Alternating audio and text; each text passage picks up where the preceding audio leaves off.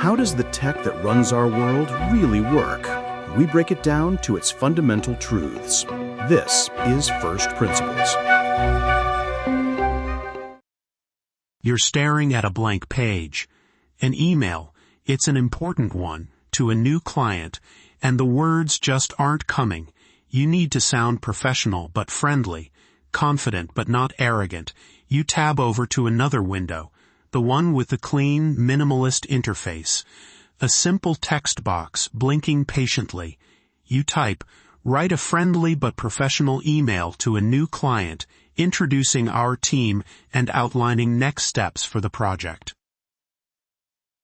You press enter, and then the magic happens. In a smooth, cascading flow, words begin to appear on the screen. Not just words, but perfectly formed sentences. A polite opening, a clear breakdown of the team members, a concise list of action items, and a warm closing. It's better than you could have written, and it took all of 3 seconds. It feels effortless, weightless, like pure thought manifested as text, a ghost in the machine, a disembodied mind conjured on demand. We've all had a moment like this. Whether it's crafting an email, writing a piece of code, planning a vacation itinerary, or even just asking a silly question, we are increasingly interacting with these powerful new artificial intelligences, and our experience of them is defined by this feeling of immateriality. It happens in the cloud, that vague, ethereal place where our digital lives seem to reside. There's no machine whirring on our desk, no heat coming from our phone. It's just software, clean, quiet, and infinitely scalable. But have you ever stopped to wonder how that actually works? What are the fundamental rules that make it possible for a machine to think of an answer for you? We accept the magic of the cloud without a second thought. But what if the cloud isn't a cloud at all? What if it has a physical address? What if that seamless, instantaneous answer has a hidden physical cost? A cost measured not in bytes and bits, but in kilowatts of electricity and millions of gallons of water. In this episode of First Principles, we are going to deconstruct the biggest black box of our modern era, the immense, invisible energy appetite of artificial intelligence. We're going to find out what that blinking cursor is really plugged into. The magic we see is truly seductive. Generative AI has become a near-universal tool, an extension of our own minds. For a software developer, it's a tireless partner, spotting errors and suggesting elegant solutions to complex coding problems. In minutes, it can generate boilerplate code that would have taken hours of tedious work, freeing the human mind to focus on architecture and creativity.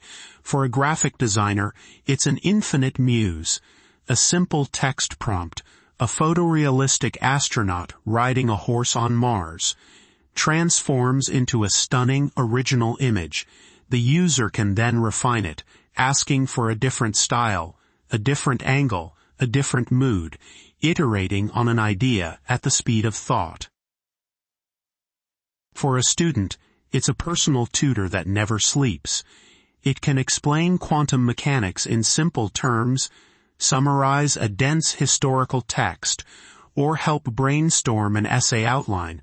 For a business analyst, it can sift through mountains of data, identify trends, and generate comprehensive reports in a fraction of the time it would take a human team. This technology is dissolving into the background of our professional and personal lives, becoming as fundamental as a search engine or a word processor. The reason it feels so magical is because it mimics a human capability we value above all others: reasoning and creativity. It doesn't just retrieve information, it synthesizes it. It generates something new. When you ask a search engine a question, you get back a list of links, a curated index of existing human knowledge. It's an incredible filing system. But when you ask a large language model a question, it writes the answer for you. It's not pulling a pre-written document from a database.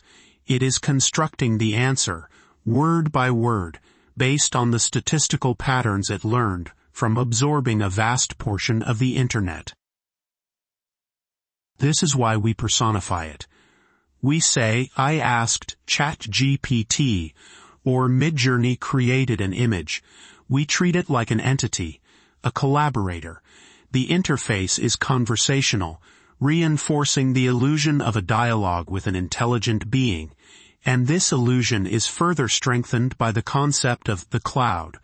We're told our data, our software, our AI assistants all live in the cloud. The term itself evokes images of weightless, ethereal data floating in the sky. It's a brilliant piece of marketing, really. It abstracts away all the messiness, all the hardware, all the infrastructure. It presents these powerful services as pure information, untethered from the physical constraints of the real world. The cloud feels clean, green, and limitless, and for a service that feels like interacting with a pure mind, this metaphor is perfect, but it is just that, a metaphor, and it's a dangerously misleading one.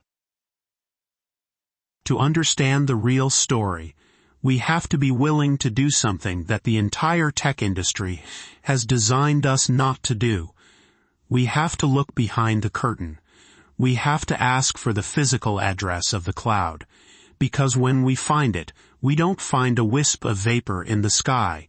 We find a factory. Let's start by replacing that misleading metaphor of the cloud with a better one. Imagine AI not as a ghost in the machine, but as a colossal industrial-scale library.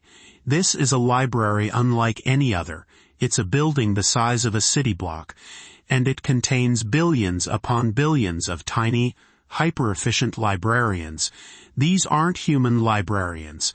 Think of them as individual neurons, or in AI terminology, parameters. Each one has a very simple job. It holds one tiny piece of information, one statistical relationship between words or concepts. One librarian might know that the word queen is often associated with king, but also with Elizabeth and royalty. Another knows the subtle grammatical rules of the French language. Now, the process of training an AI model, like the famous GPT series, is the equivalent of building this library and educating its staff. For months, you force-feed these billions of librarians a horrifyingly large portion of the written word. All of Wikipedia, vast archives of books, countless websites, scientific papers, news articles. The librarians don't memorize the text. Instead, they form a complex, multidimensional web of connections. They learn the probability that one word will follow another. They learn context, sentiment, and the deep underlying structures of language and ideas. It's a process of unimaginable scale, forging trillions of connections between all of the librarians. This is the one-time, upfront cost of creation. But what happens when you, the user, ask a question? This is where the magic trick gets deconstructed. When your query, write an email to a new client, arrives at the library, it doesn't go to a single librarian who finds the right answer on a shelf. That's how a search engine works. It's an index lookup. No, in this library, your query triggers a convocation. To generate the first word of the response, every single one of those billions of librarians has to activate. They all talk to each other, all at once, in a massive, coordinated vote. They weigh their trillions of connections and probabilities to decide on the most likely, most appropriate first word. Let's say they choose the word dear. Now, the process repeats. Your original query plus the newly chosen word dear is presented to the entire library staff again. All billions of librarians activate, consult their connections, and vote on the next most likely word. Perhaps they choose client, then it happens again. For the third word, the fourth, and so on, until the entire email is generated, one word at a time. Every single word in that perfect 3-second response is the result of a colossal, brute force calculation performed by the entire population of this massive library. It's not an elegant search. It's a staggering feat of parallel computation. This analogy begins to open the box. It replaces the ethereal idea of a mind in the cloud with the more concrete image of a massive coordinated workforce. And it immediately raises the first critical questions that challenge the magic. First, where is this library physically located? A building that big has to exist somewhere. And second, what kind of energy does it take to keep billions of workers operating at peak capacity, 24 hours a day, 7 days a week, for hundreds of millions of users around the world? This is the thread we will pull on to unravel the entire system, all the way down to its first principles. The answer, we will find, is that this library is one of the most power-hungry and water-thirsty creations in human history. The first principle we must establish is this: computation is physical. This is an irreducible truth. We think of software and data as abstract, but they only exist as physical states on physical materials. Every time a computer performs a calculation, every time a bit of information flips from a 1 to a 0, a tiny, physical event has to occur. A microscopic gate called a transistor has to open or close, and to do that, it requires a tiny jolt of electricity. This action consumes energy, and as a byproduct, generates a tiny puff of heat. For most of human history, one calculation didn't amount to much. But the machine you are using to listen to this podcast is performing billions of these calculations every second just to function. Now, consider our AI library. The librarians, or parameters, in a model like GPT-3 number around 175 billion. The newer models have well over a trillion. And as we discussed, for every word generated, a huge portion of these parameters are involved in a massive calculation. The number of physical computations, the number of transistors flipping, consuming electricity, and generating heat for a single AI query is astronomical. It's not billions, it's trillions. So where does this physical process happen? It happens in data centers. These are the physical homes of the cloud, the real-world buildings that house our digital lives. And if you've never seen a modern hyperscale data center, it's hard to comprehend the scale. Forget the image of a server closet in an office basement.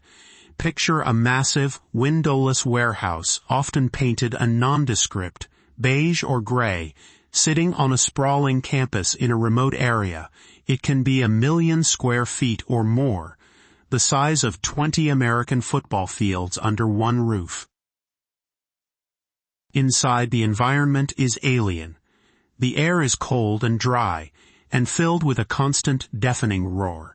The combined sound of tens of thousands of servers and the massive air conditioning systems required to keep them from melting.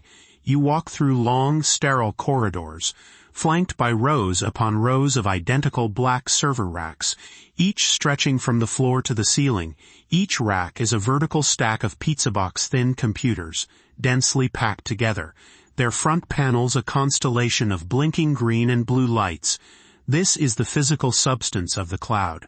This is where your photos, your emails, and now the minds of our AI actually live. But the servers running AI are different. They aren't running on the same chips that are in your laptop or phone. Those are CPUs, or central processing units. A CPU is like a master chef. It's brilliant, versatile, and can perform a few very complex tasks sequentially, one after the other, with incredible speed. It's perfect for running an operating system or a web browser. But it's the wrong tool for our AI library. We don't need a master chef who can do a few complex things in order. We need an army of line cooks who can all do one simple thing at the exact same time. This is where the GPU comes in. The graphics processing unit. For decades, the primary driver of GPU development was the video game industry. To render a realistic 3D world on your screen, a computer needs to perform millions of relatively simple calculations simultaneously, figuring out the color, lighting, and texture of every single pixel in every single frame, 60 times a second. So engineers designed chips with thousands of small, simple cores that could work in parallel. It turns out this architecture, thousands of cores doing simple math all at once, is exactly what you need to manage our library of billions of librarians all voting on the next word at the same time. The rise of modern AI is inextricably linked to the availability of these powerful GPUs. An AI data center is packed with racks containing not just one of these chips, but often 8 or more per server, all networked together. These are not the graphics cards you buy at a computer store. A single, top-of-the-line AI GPU from a company like NVIDIA can cost upwards of $40,000 and consume 700 watts of power or more at peak load. That's more than a modern refrigerator for one single chip. Now multiply that by tens of thousands or hundreds of thousands in a single data center, all running 24/7. You begin to see the foundation of the energy problem. These buildings aren't just storing data. They are computational factories, and their primary raw material is electricity. Now we can understand the two distinct phases of an AI's life and their two different energy costs, training and inference. Training is the process we talked about earlier, building the library, teaching the librarians. This is a truly monumental, one-time energy expenditure. To train a model like GPT-4, a company has to assemble a supercomputer composed of tens of thousands of these high-end GPUs and have them all run at maximum capacity, continuously, for several months. The sheer amount of electricity consumed is staggering. Researchers have estimated that the energy used to train just one of these flagship AI models can be equivalent to the annual electricity consumption of tens of thousands of American homes. It's a carbon footprint measured in hundreds of tons of CO2, even when using energy-efficient data centers. This is the massive upfront investment. But once the model is trained, the library is built. The ongoing cost is what's known as inference. Inference is the process of using the model. It's you typing your query into the chat box. Every time you do that, you are running an inference job on that massive infrastructure of GPUs. Now, a single inference query uses a tiny fraction of the energy of the entire training process. But this is where the scale of our global usage becomes so important. A model might be trained only once, but it will be used for inference billions or even trillions of times over its lifetime, and the energy cost of inference, while smaller, is not trivial. This brings us back to the comparison with a traditional web search. A Google search is incredibly efficient. Over 2 decades, Google has perfected the art of indexing the web and retrieving information. When you search, you are essentially asking for a pointer to an existing document. The process is optimized to be as fast and low energy as possible. For years, Google stated that an average search used about 0.3 watt-hours of electricity. That's a tiny amount. you could make about 1,000 searches with the energy it takes to run a 60-watt light bulb for just 5 minutes. An AI query is a different beast entirely. It is not a search, it is a generation. It's our library of billions of librarians all activating at once. The exact numbers are proprietary and vary wildly depending on the model and the query.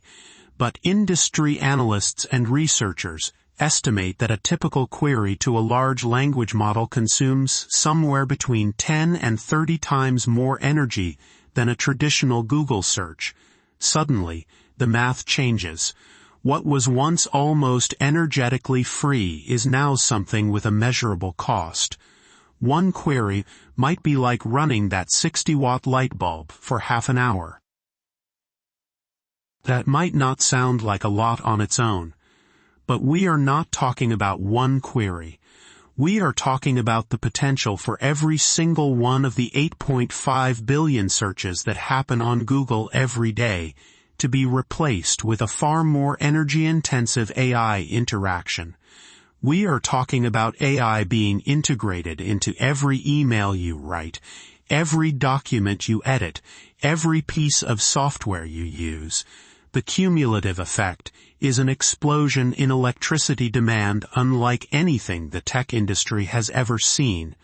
We are at the very beginning of this transition, and already the consequences are becoming visible.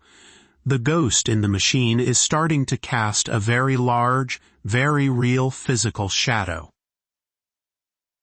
This brings us to the second and perhaps more surprising first principle of the AI power crunch. All that energy doesn't just disappear. According to the laws of thermodynamics, it is converted into another form. And in the case of a computer chip, almost all of the electricity it consumes is converted directly into heat. Think about that for a moment. A data center full of AI servers is, in essence, a building full of thousands upon thousands of high-powered space heaters, all running at full blast, 24 hours a day. A single server rack packed with GPUs can generate as much waste heat as a commercial kitchen oven. If you don't actively and aggressively remove that heat, the temperature inside the servers would rise so quickly that the chips would literally destroy themselves in a matter of minutes.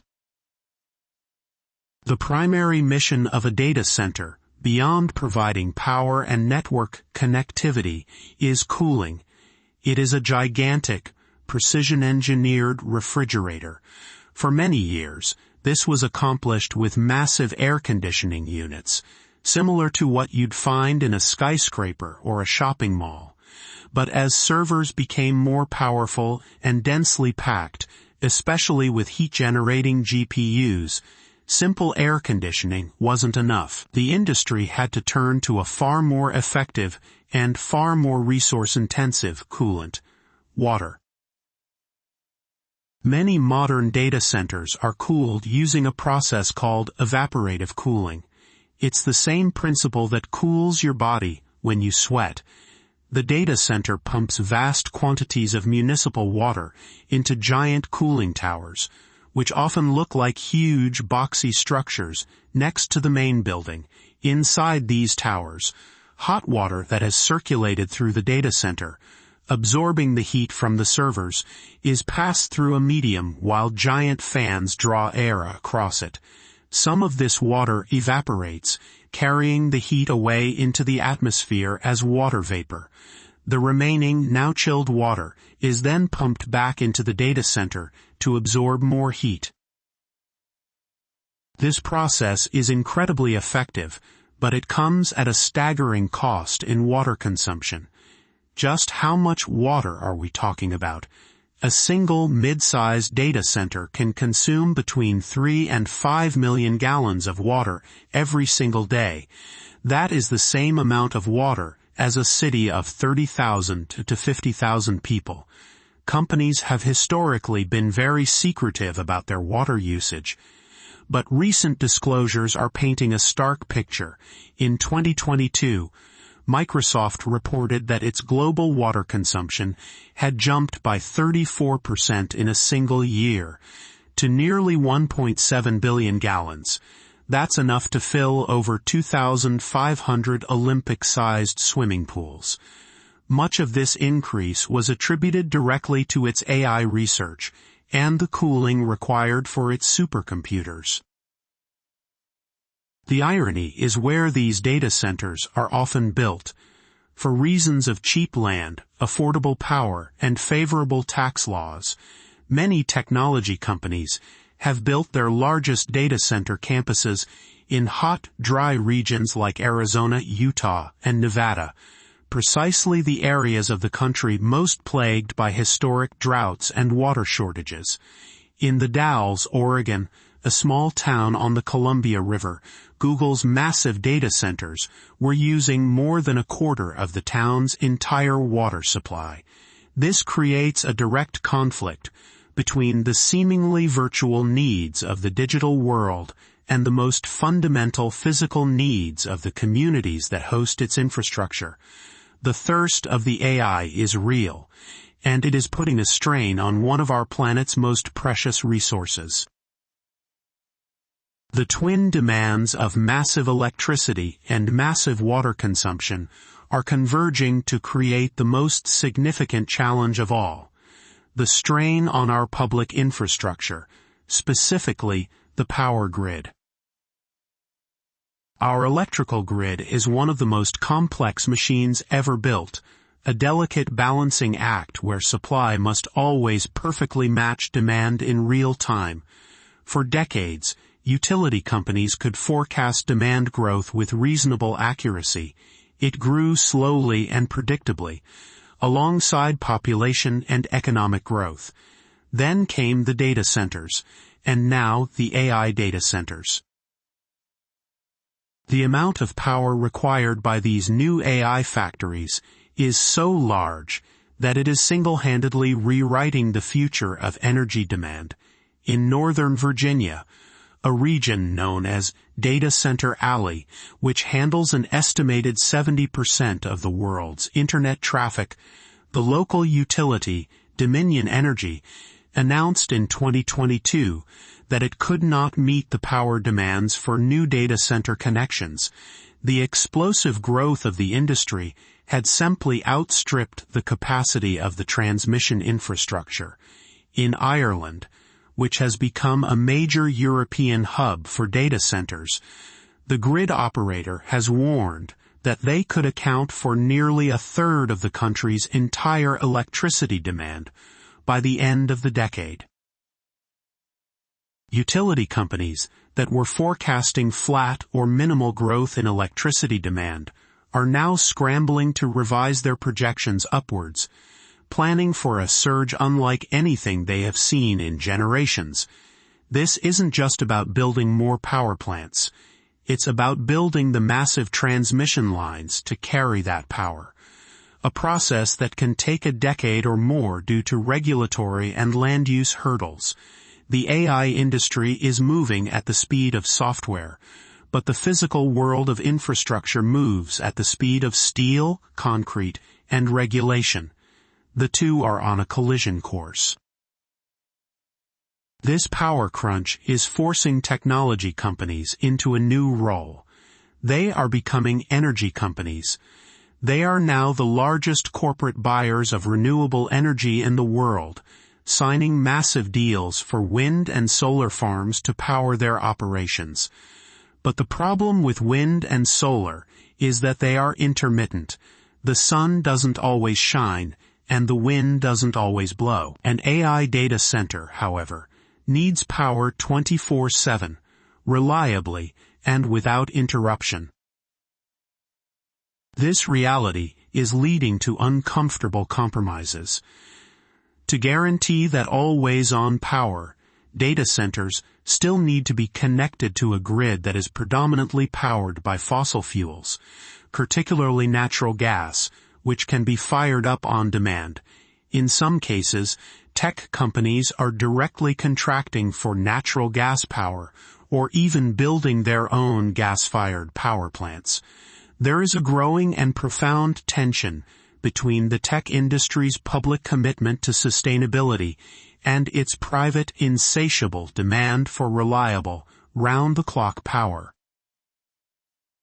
The search for clean, reliable, 24/7 power has even pushed the industry to consider the one source of carbon-free energy that can run continuously: nuclear. The conversation around nuclear power, long dormant in many parts of the world, is being reignited by the demands of AI. Sam Altman, the CEO of OpenAI, the company behind ChatGPT, is personally an investor in a nuclear fusion company. Tech giants are openly talking about powering future data centers with small modular reactors, or SMRs, a new generation of smaller, supposedly safer nuclear power plants. The idea that your next chatbot query might one day be powered by a dedicated nuclear reactor is no longer science fiction. It is a serious proposal being considered by the leaders of the AI revolution. It is perhaps the most potent symbol of how the seemingly ethereal world of artificial intelligence is slamming into the hard realities of physical resources and energy production. So let's retrace our journey. We started with a simple magical experience, typing a question into a box and receiving a perfectly crafted answer in seconds. It felt clean, abstract, and weightless. We thought of it as a mind in the cloud. But we pulled on the thread. We asked where this cloud lived, and we found a factory, a massive humming data center the size of a stadium. We looked inside and found not a ghost, but a machine, an army of tens of thousands of power-hungry GPUs, the parallel processing engines that make AI possible. We analyzed the work they were doing and distinguished between the massive, one-time energy cost of training and the relentless cumulative cost of inference with every single query. We followed the energy in, and we followed the heat out. We discovered that this factory has a ravenous appetite, not just for electricity, but for water, millions of gallons a day, just to keep itself from melting. And we saw how this combined hunger is now so great that it is straining our power grids, forcing a confrontation between the speed of digital progress and the physical limits of our world's infrastructure. The cloud, it turns out, is not in the sky. It is on the ground, and it has a huge, heavy, and very real footprint. The first principle here is not that AI is bad, or that we should stop developing it. The principle is that there is no such thing as a virtual resource. Every digital action has a physical reaction. Intelligence, whether it is the biological intelligence humming away inside our own skulls, or the artificial intelligence whirring inside a data center, is not free. It is a product of energy conversion. Our own brains, which weigh only about 3 pounds, consume roughly 20% of our body's total energy, making them the most energy-intensive organ we have. We have now built an external collective brain for humanity, and we are discovering that it, too, has a voracious and ever-growing metabolism. Understanding this physical cost is not about rejecting the technology. It is about embracing a more complete and honest understanding of it. It moves us from a state of naive wonder to one of informed stewardship. It forces us to ask more difficult, more important questions. Not just, what amazing new things can this technology do? But also, how can we do them more efficiently? Not just, how can we make these models bigger and more powerful? But also, what is the true Allen cost of the answers they provide? As we continue to build this new world, a world where artificial thought is interwoven with our own, we must remember that behind every effortless, magical answer lies a very real, very physical, and very thirsty machine. You've been listening to First Principles. Until next time, stay curious.